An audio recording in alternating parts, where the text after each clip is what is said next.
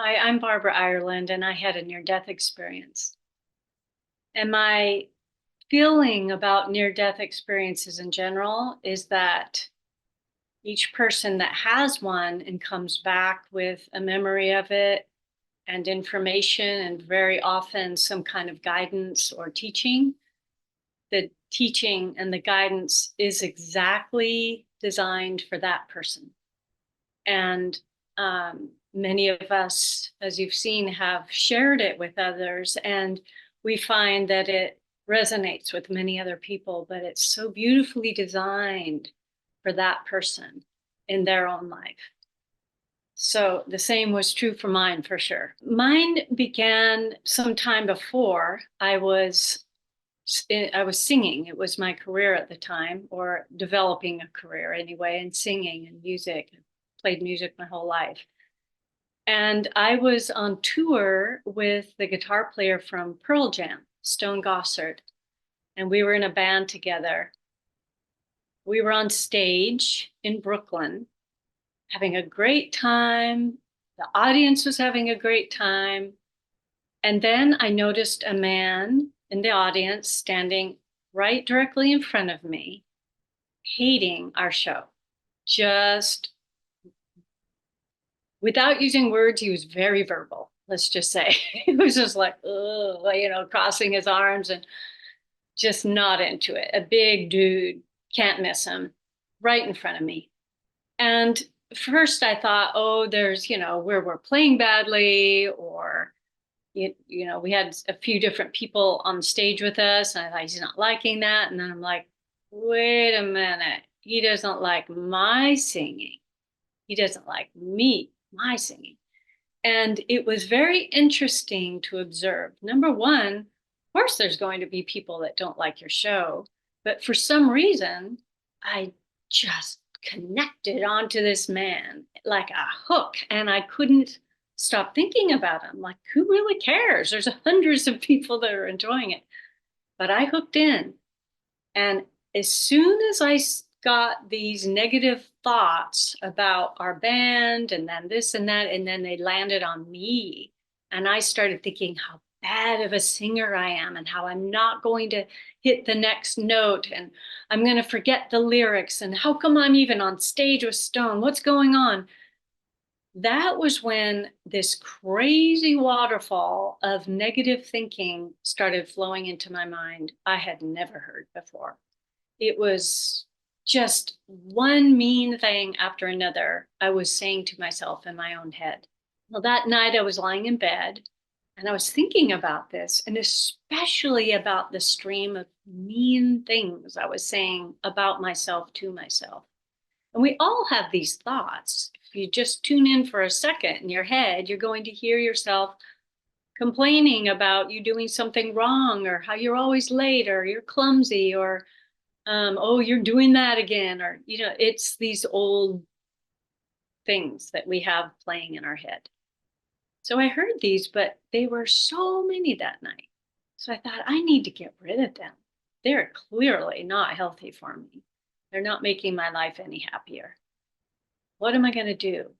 And I had this grand idea that I would sign up for a boot camp of sorts, where you go and you every day you face fears and you develop courage and you get through your boundaries. That'll do it. So I went to sleep. When I got back home after the tour, I did research and I found one and I signed up. So months later, this boot camp is starting.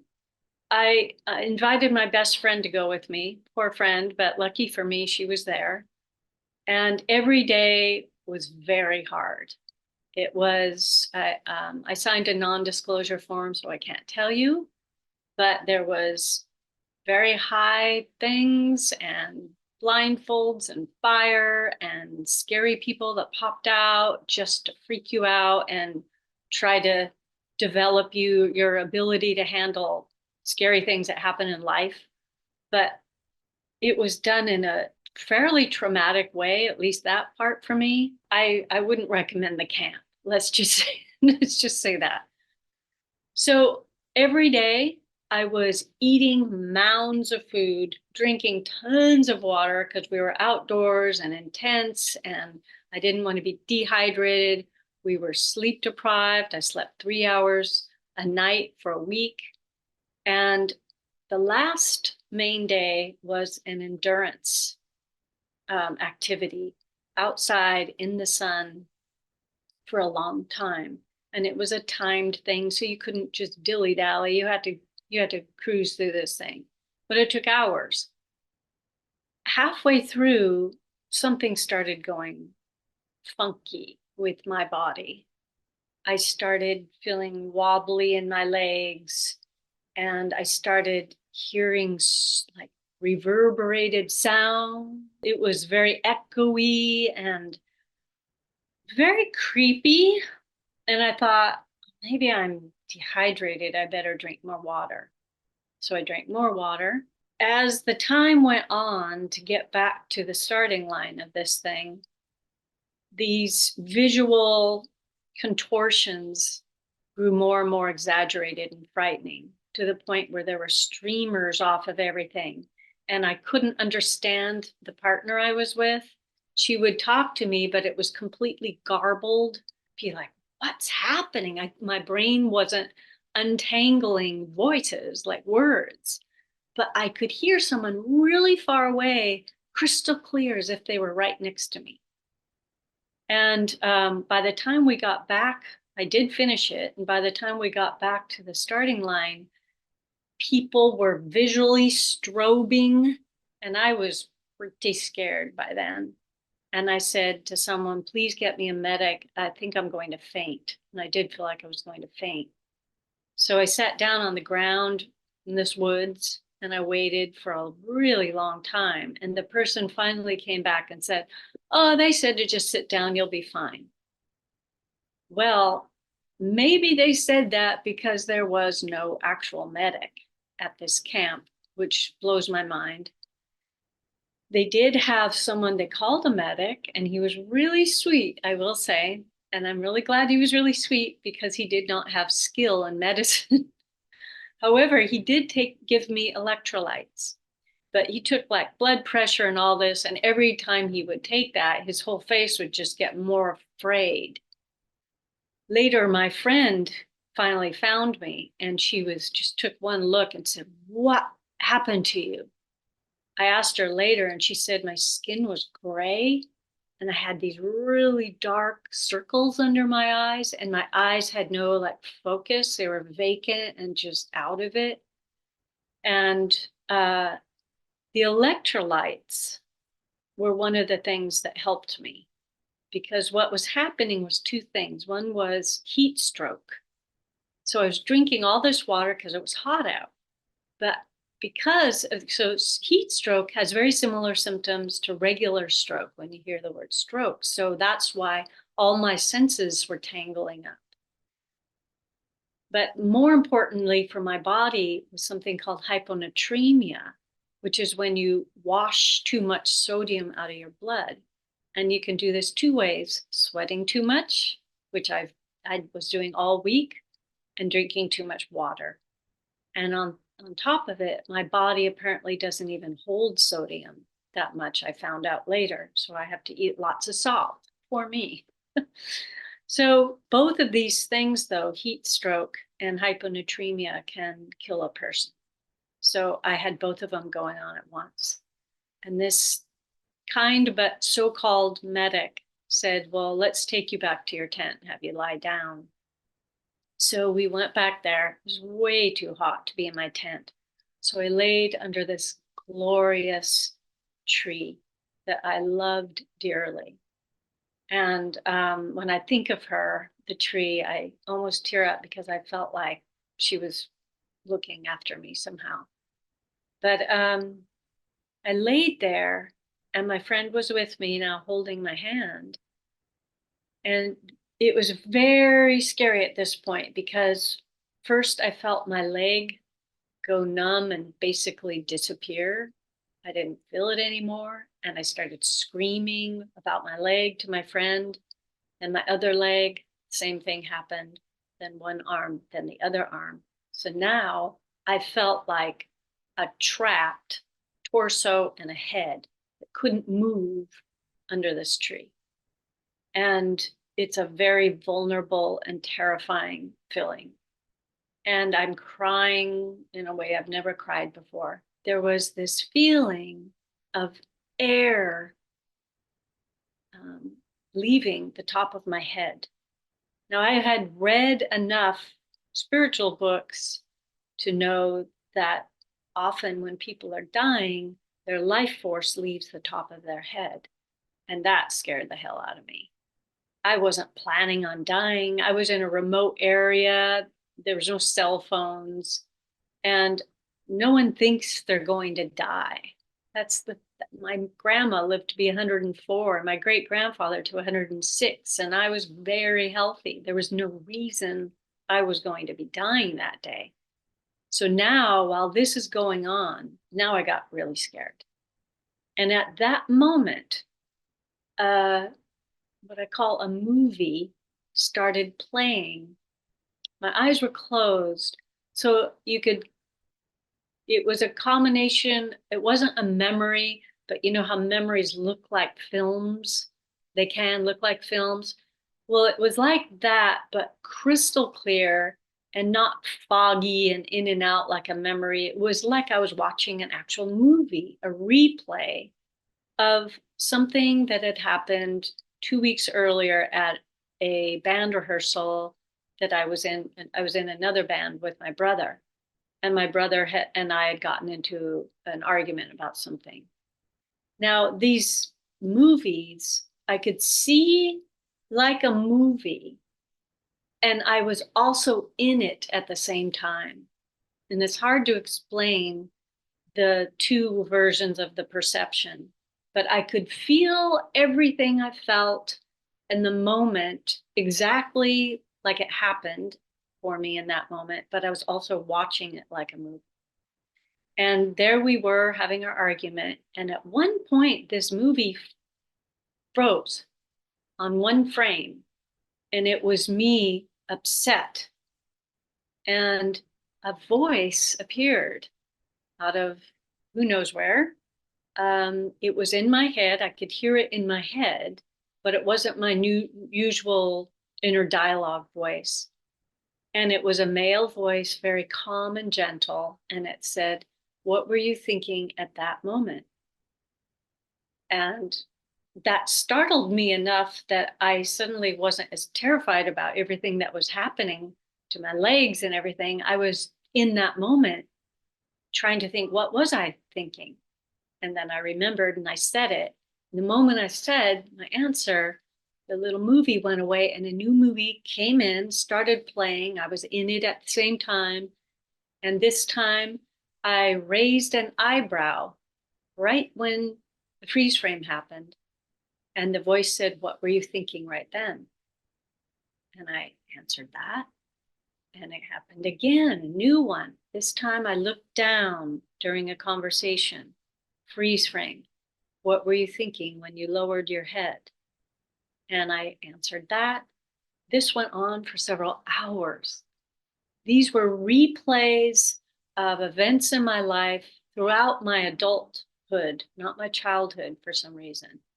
And they spanned years and they'd covered many, many friendships and relationships.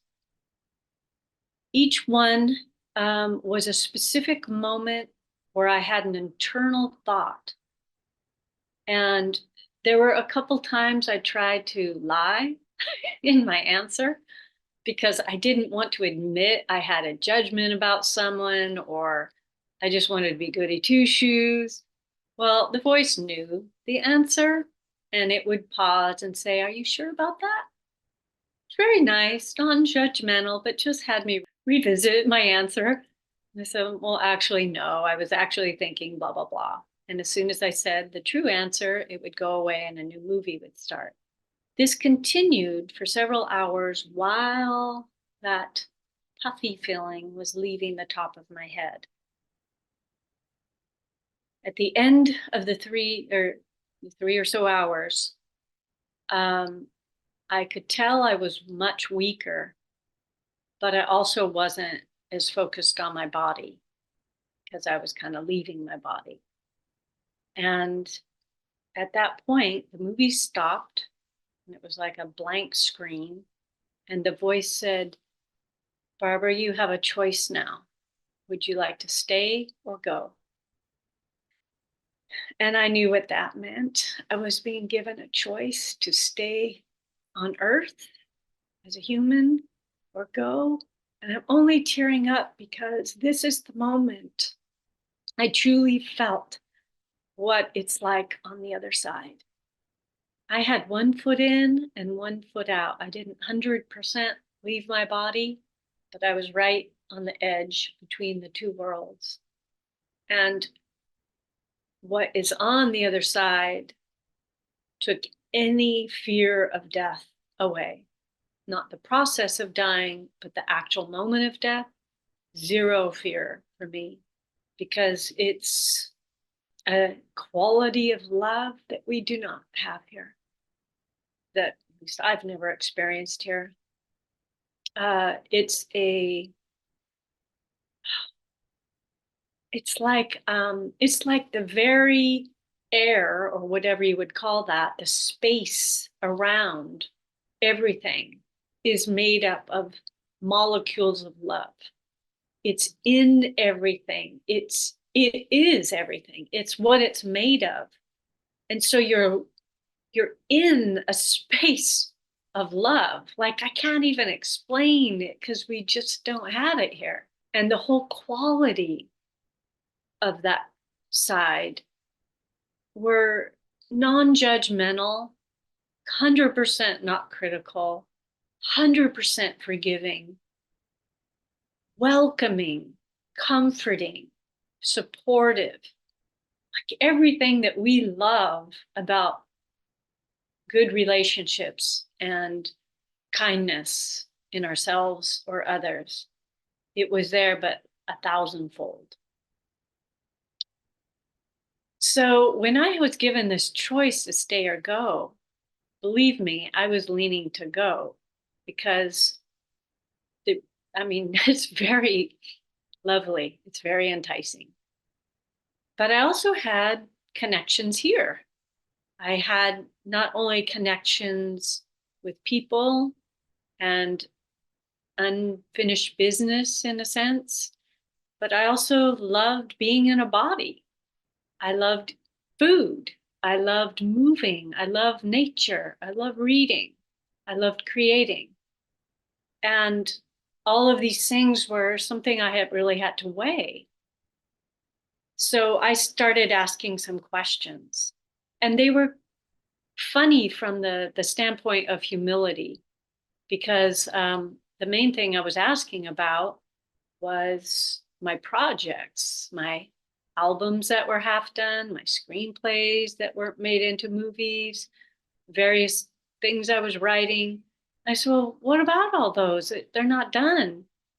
And the guide said, well, Barbara, those really don't matter that much. And so that's why I think it's funny, because to anyone who has, goals in life, they think they matter. And of course, goals matter. But the voice said, the guide said, what really matters are your connections with other people. They're your relationships. If your projects connect you with them, connect them with themselves, connect them with other people, open something new within them, in their heart or their mind, then yes, they're worth a lot. And even if you don't have it, okay, well, it's fun, that's great, but it's not that big a deal. But if they are connecting, then it's worth a lot. So I did eventually say, okay, I would like to come back to my body. I made that choice. The voice said, okay, if you go back, you have to contact these 4 people. 3 of them you have to see in that week. Tell them about your experience and tell them these various things. For instance, how much I love the person. And it's not just, hey, I love you, just wanted you to know. No, it was like a really big deal. The voice said, tell them why you love them, what their presence in your life has meant, what they have taught you, what qualities about them do you cherish.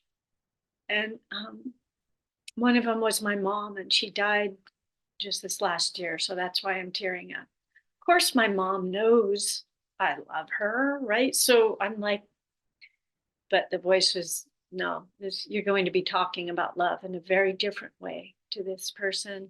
And I had different things to tell different people. And the fourth person, I was just supposed to call every week for even 5 minutes and start rebuilding a relationship with that person. And I said I would do that. The moment that was complete, the whole other side just kind of collapsed from my experience. The puffy air started reversing its direction and going back into my body. My limbs started coming back to life. And within literally just a few minutes, I was fully back in my body. And I opened my eyes, and it was like opening your eyes to a world that was so transformed because it was so extraordinarily beautiful. I think this world is probably equal parts difficult and gorgeous. I don't know if it's equal or not, but at any rate, the gorgeous parts we sometimes forget because we're so hooked into the difficult parts and we're thinking about them so often that, man, if you really start tasting food again, if you really look at a leaf again, if you really listen with full presence to music, it's a whole different experience of being on earth. And that's what began that moment. I opened my eyes and saw this incredible scene in front of me of the tree, my friend and her hair with the sun that had gone down a lot. And it was now this golden auburn color, and this big fat bee. I remember bumbling around a flower, and the color of the grass and the smells and the sound of a lecture far off. It just blew my mind what we get to experience here. And that feeling of rebirth, or whatever you want to call it, stayed with me for about a month. For every waking moment was this exquisite, ecstatic experience of, wow, I can't believe this place that I get to be in, and this body I get to have, and looking at people's eyes, when you really do it and you really are present for another person, you see them. And you see inside those eyes. Like, that is an amazing experience of being a human being. So that went on for a month. And then guess what started happening? I started hearing in my mind those mean thoughts starting to slowly come back again. Some of them were mean, but I would say a lot of them were worries. Like that night when I was performing with Stone, I was worried I wasn't going to hit a note. I was going to forget my lyrics. I wasn't good enough to be on stage. I shouldn't even be a singer. They were worries about me. And I started not listening to music fully. I started not tasting my food 100%. I wasn't smelling every single flower as I went on walks. I started being more normal, basically. But when I realized I heard those negative thoughts coming back, I was PO'd. And I sat down and I thought, okay, wait a minute. Those hours I was shown those little movies and I was asked that question, what were you thinking? What was the common denominator? And then I realized it was the same question. more or less for the entire time. It was all about what was I thinking. And it was trying to show me, this guide was trying to connect for me. A very simple thing, maybe all of us know, maybe we don't, at least we're not very conscious of it, I don't think, that what we're thinking has a total connection with what's happening or what's our perception of what is happening. Anything could be happening out there, but my thought about it is what's going to make it positive or negative for me. My thought about it later is going to make me happy or sad later when it's not even happening anymore. My thought about a fear that hasn't even happened and may never happen in the future is going to alter how I'm feeling in that moment. And it was showing me this connection between negative thinking and outer world and how they're dancing with each other in a way that was causing me a hell of a lot of harm and suffering. I studied neuroscience, cellular biology, which is a lot about how we feel about things, which is also connected to our thoughts. I studied spiritual traditions on this, a lot of different angles for 3 years solid, from a layperson standpoint anyway. But I gained a lot of knowledge and I practiced all sorts of different techniques on myself. And slowly I noticed my happiness started raising. My happiness started being more regular instead of up and down, up and down. And the worries started evening out. My thoughts were much kinder to myself. I was a kinder person to myself and others. And slowly money started shifting, energy started shifting, relationships healing really fast. And I thought, okay, there's something really big to this. And after about 3 years, I had really settled on a method I was using for myself. I call it the de-looping method, because what I discovered is there are 2 kinds of negative thoughts. One is a negative thought that comes in our head. We can't control what we think, but we can control whether we're going to grasp onto that and chew it.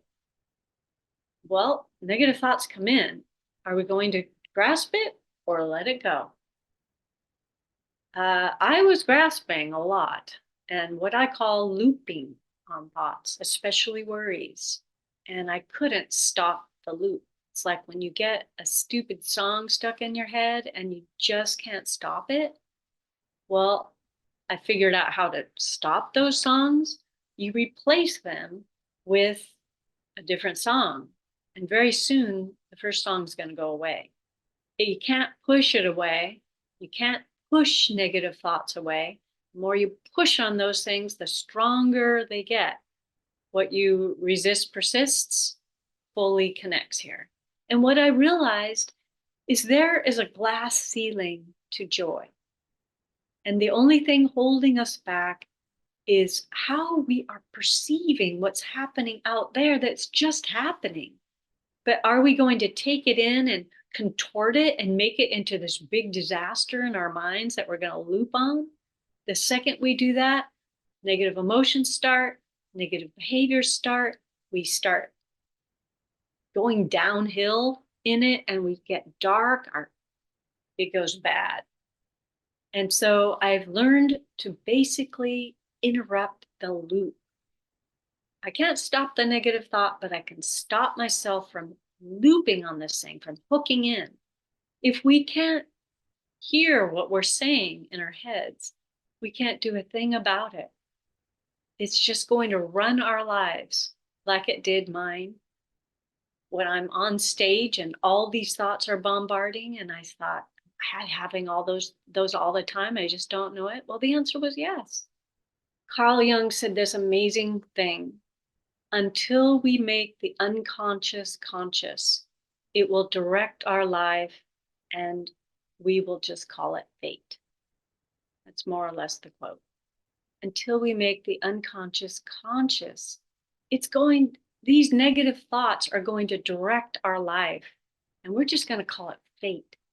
But what if we make them conscious, and then we unhook from these negative thoughts, these worst case scenarios, these resentments, these jealousies, these anxieties, this self-doubt? What happens if you unhook from the loop of self-doubt? Can you imagine what could be possible for every single person when they start unhooking from that and bringing in thoughts that are helping them and releasing the pockets of negative energy that's left over from these thoughts that get stored in the body? When those start going, when they start healing, there's room for true miracles to start happening. I feel like this near-death experience was a true miracle for me, as terrifying as it was. So information about the de-looping method and my book, they're in the description. And I wish anyone watching this to just take this one thing away. Just start listening. What is being said in your head first thing you wake up? Or while you're on the phone with someone you know that kind of triggers you, listen to the things that your mind starts telling you. Or if you're about to give a presentation, or you're called into your boss's office, what are you saying in your head before you go in? Just notice these things, because those are our clues about where we can heal ourselves, where we can start de-looping, and where we can start gaining a whole lot more joy.